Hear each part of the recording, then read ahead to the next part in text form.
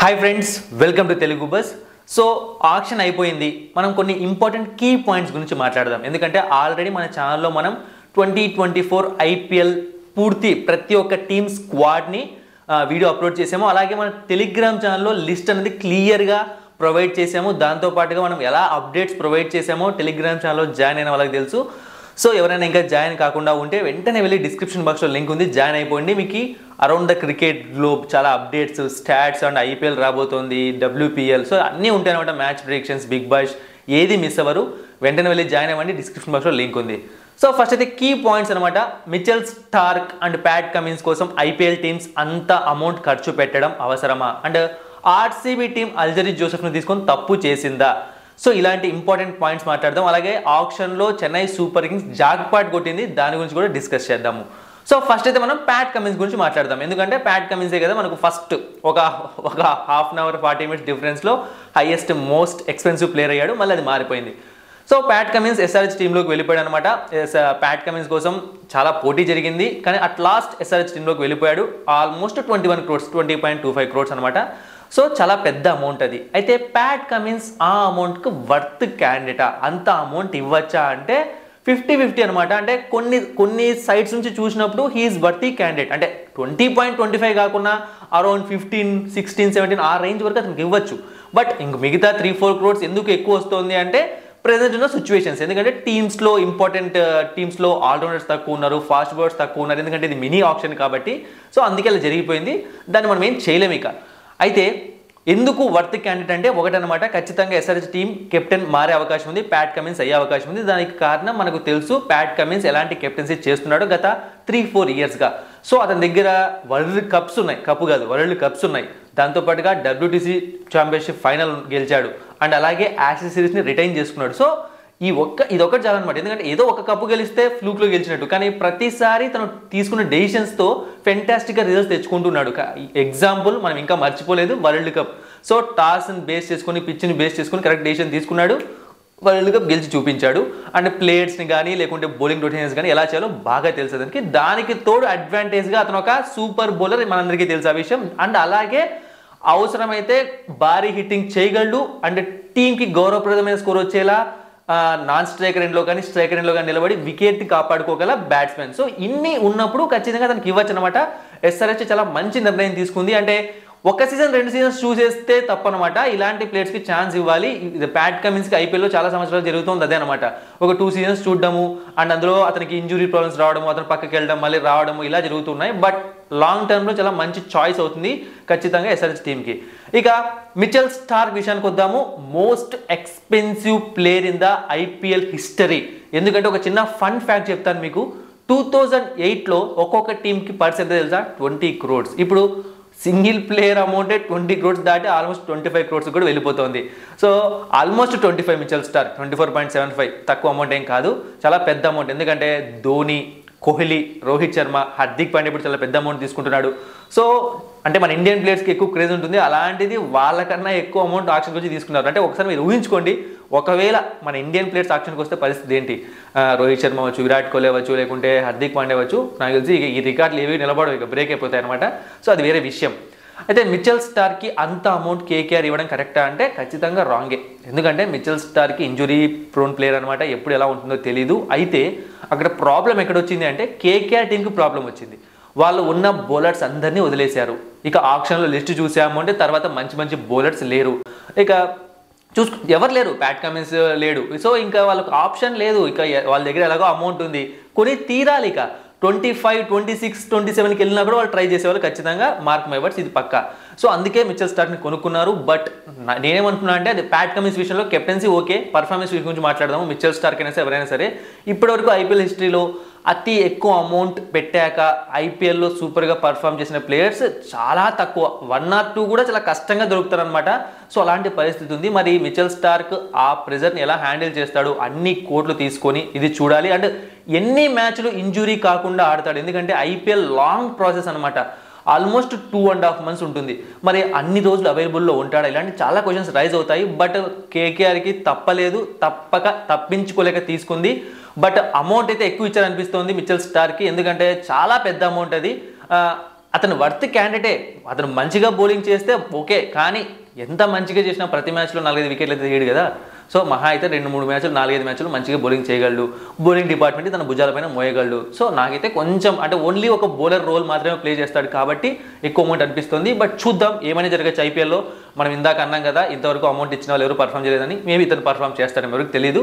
But ఇప్పుడు RCB గురించి మాట్లాడదాం. ఆర్సీబీ వాళ్ళు చాలా మంది ఫీల్ అవుతున్నారు, ఫ్రాంచైజీని తిడుతున్నారు, ప్యాట్ కమిన్స్ని కొనలేదు, మిచెల్ స్టార్క్ని కొనలేదని చెప్పి. బ్రదర్ ఒకసారి కూల్గా ఆలోచించండి. ఆర్సీబీ నేను ఆప్షన్లో చాలా ఒక డేరింగ్ స్టెప్ తీసుకుంది. అదేంటి తెలుసా?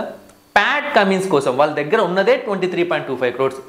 దానికోసం వాళ్ళు ఆల్మోస్ట్ 20 crores ఖర్చు పెట్టేసి రెడీగా ఉన్నారు. అంటే ఒకవేళ ఎస్ఆర్హెచ్ ఆక్షన్ ఎక్కడితో ఆపేసి ఉంటే ప్యాట్ కమిన్స్ ఆర్సీబీ టీంలోకి వచ్చేవాడు. ఆ తర్వాత ఏం చేసేది ఆర్సీబీ? ఉన్న 2 crores 3 crores ఎంతమంది ప్లేయర్స్ని ఫిల్ చేసుకుంటుంది?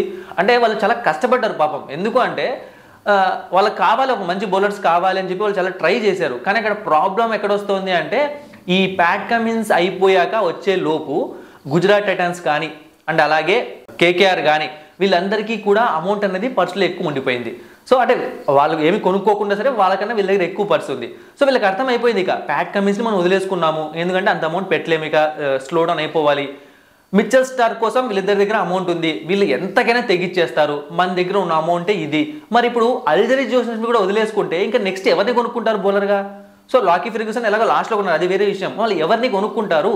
సో అందుకే అలా చేసింది అనమాట ఆర్సీబీ. వాళ్ళ దగ్గర ఏ ప్రాబ్లం లేదంటే వాళ్ళు ఏదైనా ప్రాబ్లం చేసి ఉంటే అది కెమ్రన్ గ్రీన్ని ట్రేడ్ చేసుకోవడం. ఎందుకంటే కెమ్రన్ గ్రీన్ని ఆర్సీబీ ట్రేడ్ చేసుకోకుండా ఉంటే వాళ్ళ దగ్గర అన్ని టీమ్స్ కన్నా అతి ఎక్కువ డబ్బు ఉండేది. వాళ్ళు అనుకుంటే ప్యాట్ కమిన్స్ని కానీ మిచెల్ స్టార్క్ని ఎవరిని ఖచ్చితంగా కొనేవాళ్ళు. సో ఇప్పుడు కెమ్రన్ గ్రీన్ని తప్పు పట్టలేం. మేబీ అతను బాగా పర్ఫామ్ చేస్తే, అతని బౌలింగ్లోనే ఎక్కువ వికెట్లు పడితే అప్పుడు మనం అంటాం డెసిషన్ సూపర్ డెసిషన్, మిచెల్ స్టార్క్ని తీసుకోకపోవడమే మంచి జరిగింది. ఒక మిచెల్ స్టార్క్ ఆడుకుంటే ఒకవేళ ఐపీఎల్లో అతను తీసుకోకపోవడమే మంచి జరిగింది, అప్పుడు మనం మాట్లాడతాం. సో దేనికైనా సరే కాలమే సమాధానం చెప్తున్నా అనమాట. వెయిట్ ఫర్ ద ఫ్యూచర్, ఏమైనా జరగచ్చు. సో అల్జరీ జోసెఫ్ సూపర్గా పర్ఫామ్ చేయొచ్చు. బట్ నేను చూసిన దాని ప్రకారం అయితే వాళ్ళ దగ్గర ఆప్షన్ లేదు. వాళ్ళ దగ్గర ఉన్న ఆప్షన్స్లో ద బెస్ట్ బై అయితే వాళ్ళు చేశారు. అల్జరీ జోసెఫ్ ఫామ్లో లేకపోయి ఉండొచ్చు, అది వేరే విషయం. కానీ అల్జరీ జోసెఫ్ని కూడా వదిలేస్తే ఎవరిని కొనుక్కుంటారు? ఇప్పుడు మిచెల్ స్టార్క్ వాళ్ళ దగ్గర ఉన్న అమౌంట్ కన్నా ఎక్కువ ముందుకు వెళ్ళిపోయాడు. సో ఆ విధంగా ఆలోచించాడు అనమాట. వాళ్ళు తప్పు నిర్ణయం తీసుకోలేదు. అండ్ అతి ఎక్కువ అమౌంట్ గురించి ఇంతకుముందు మాట్లాడాను. అలా అమౌంట్ పెట్టి బాగా పర్ఫామ్ చేయకుండా ఉన్న ప్లేయర్స్ గురించి ఆర్సీబీ కన్నా ఇంకా ఎవరికి బాగా తెలియదు నేను అనుకుంటున్నాను. ఎందుకంటే ఆర్సీబీ ఫ్యాన్స్ కూడా ఈ విషయం బాగా తెలుసు. ఇంతకుముందు ఇలాగే స్టార్స్ కోసం వెళ్ళి వందల కోట్లు పెట్టేసి వాళ్ళు ఆడకుండా ఎన్నోసార్లు జరిగింది. కాబట్టి వెయిట్ చేయండి. నాకు తెలిసినంత వరకు మంచి బయ్యే చేశారు. అది కూడా అంటే అల్జరీ జోసెఫ్కి అంత ఎక్కువే, కానీ వీళ్ళ వీక్నెస్ని మిగతా టీమ్స్ వాడుకున్నాయన్నమాట. సో వాళ్ళకి తెలుసు అల్జరీ జోసెఫ్ని ఆర్సీబీ ఖచ్చితంగా టార్గెట్ చేస్తుంది, ఎందుకంటే వాళ్ళ దగ్గర అమౌంట్ మిగతా ప్లేయర్స్ కోసం లేదు.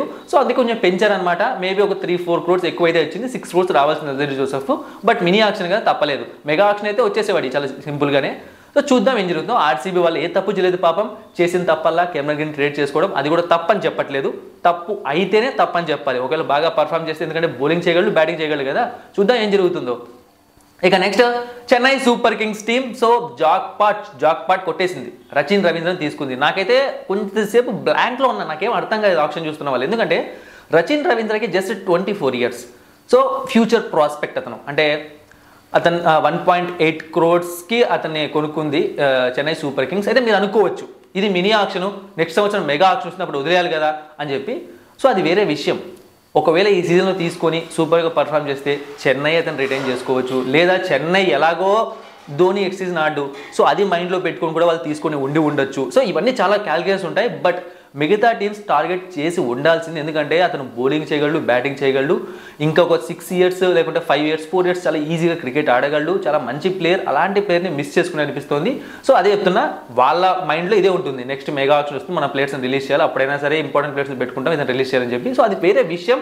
బట్ టార్గెట్ చేసి ఉంటే బాగుండేదేమో, కానీ చెన్నై మాత్రం జాక్పాట్ కొట్టేసింది. డారెల్ మిచెల్ కోసం 14 crores ఖర్చు పెట్టింది. అండ్ ప్యాట్ కమిన్స్ కోసం ట్రై చేసింది, చాలా ఇంపార్టెంట్ ప్లేయర్స్ కోసం ట్రై చేసింది.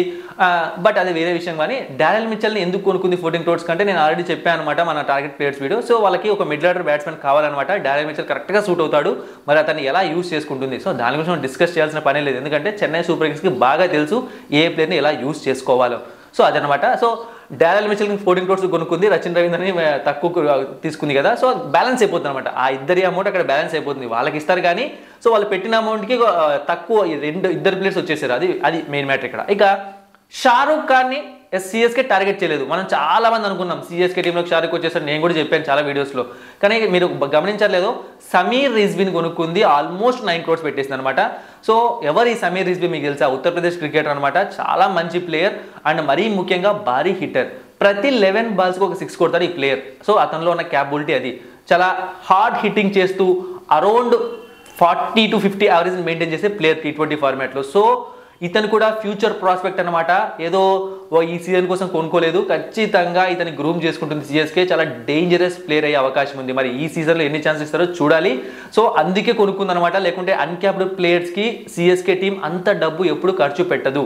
సో క్యాప్డ్ ప్లేయర్స్కి వాళ్ళు ఎక్కువ ఖర్చు పెడుతూ ఉంటారు అనమాట. లాస్ట్ ఇయరే పెట్టారు బెన్ స్టోక్స్ కోసం, ఇంతకుముందు ఇప్పుడు అంత పెట్టింది లేదు, అప్పుడెప్పుడు ధోనికి పెట్టిందే.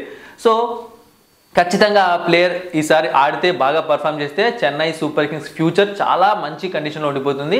సో నాకు తెలిసి ఇవి కీ పాయింట్స్ అనమాట. ఇంకా కొన్ని ప్రాబ్లమ్స్ ఉన్నాయి, కొన్ని టీమ్స్ చేశాయి. సో వాటి గురించి మనం సపరేట్గా ఒక్కొక్క టీం గురించి ప్లేయింగ్ 11 గురించి డిస్కస్ చేసినప్పుడు, లేకుంటే ఇంకా వేరే వీడియోస్ వస్తుంటాయి, వాటిలో డిస్కస్ చేసుకుందాము.